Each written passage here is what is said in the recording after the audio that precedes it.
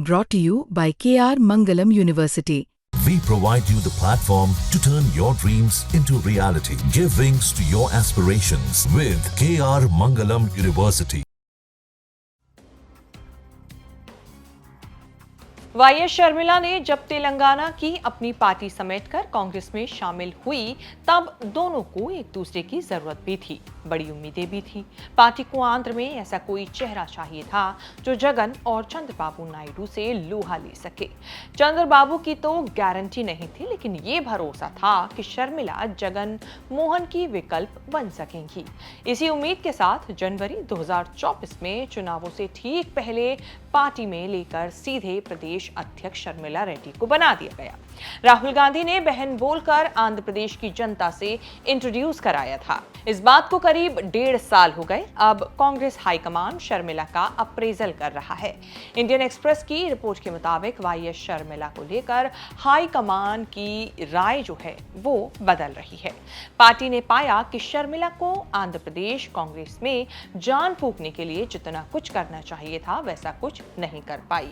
प्रदेश कांग्रेस अध्यक्ष होकर शर्मिला सिर्फ भाई जगन मोहन रेड्डी से राजनीतिक बदले की राजनीति कर रही हैं, जबकि सत्ता में चंद्रबाबू नायडू हैं।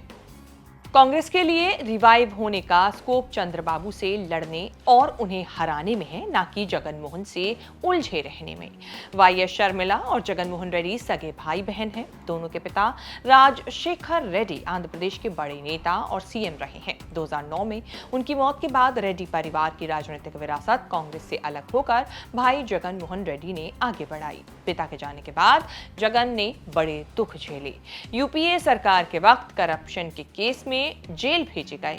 बाहर आके उन्होंने अपनी पार्टी बनाई। तब शर्मिला और मां विजयम्मा ने जगनमोहन की राजनीति जमाने के लिए खूब खून पसीना बहाया।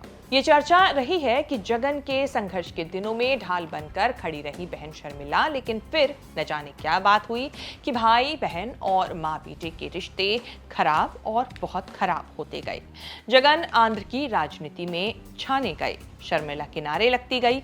2021 में उन्होंने वाईएसआरसीपी और आंध्र प्रदेश छोड़कर तेलंगाना में अपनी पार्टी वाईएसआर तेलंगाना पार्टी बनाई, लेकिन वो प्रयोग फ्लॉप रहा। अब स्थिति यह है कि राजनीति चल नहीं रही। भाई के साथ मनभेद राजनीतिक मतभेद बन चुके हैं।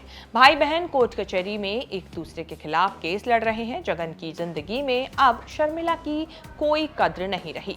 1 जुलाई को पार्टी कार्यकर्ताओं की बैठक में अपनी पॉलिटिकल जर्नी की कहानी सुनाते समय मां विजयम्मा को क्रेडिट दिया, लेकिन बहन शर्मिला का नाम तक नहीं लिया।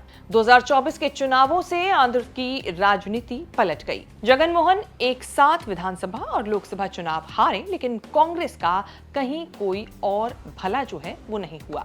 शर्मिला ने शिकायत शुरू की कि प्रदेश कांग्रेस के नेता उनका सहयोग नहीं कर रहे, लोग उनकी सुन नहीं रहे हैं। पार्टी में उनके विरोधी ये सवाल उठा रहे हैं कि शर्मिला के पास पार्टी चलाने का कोई एक्सपीरियंस नहीं होने से कुछ एक्शन हो नहीं रहा।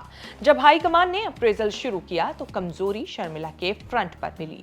2024 के चुनावों से पहले कांग्रेस अध्यक्ष के तौर पर शर्मिला ने पूरी ताकत जगन मोहन के खिलाफ लगाई।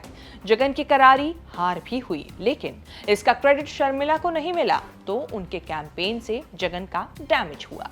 क्रेडिट जीतने वाले चंद्रबाबू नायडू रहे। कांग्रेस टीडीपी को तो छू भी नहीं पाई। शर्मिला की लीडरशिप में पहले दोनों चुनावी टेस्ट में कांग्रेस का स्कोर 0 रहा।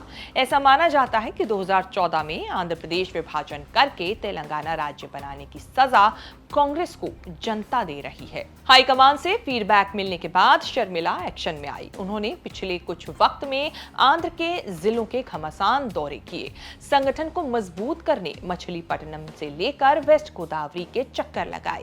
दौरे में उनका अप्रोच कुछ बदला बदला लगने लगा। उन्होंने चंद्रबाबू, पवन कल्याण और जगन के खिलाफ कड़े क्रिटिकल तेवर दिखाए। हाईकमान से शर्मिला को फीडबैक मिला, not up to the mark. Amaravati को राजधानी बनाने में देरी के लिए पीएम मोदी को जिम्मेदार ठहराने वाले बयान बैकफायर कर गए।